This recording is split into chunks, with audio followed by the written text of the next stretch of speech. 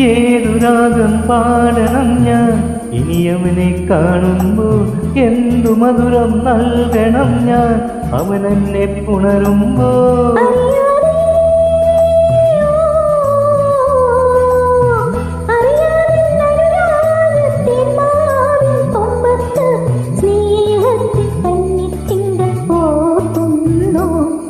പഞ്ചവർണ്ണ പൈങ്കിളി പെണ്ണേ,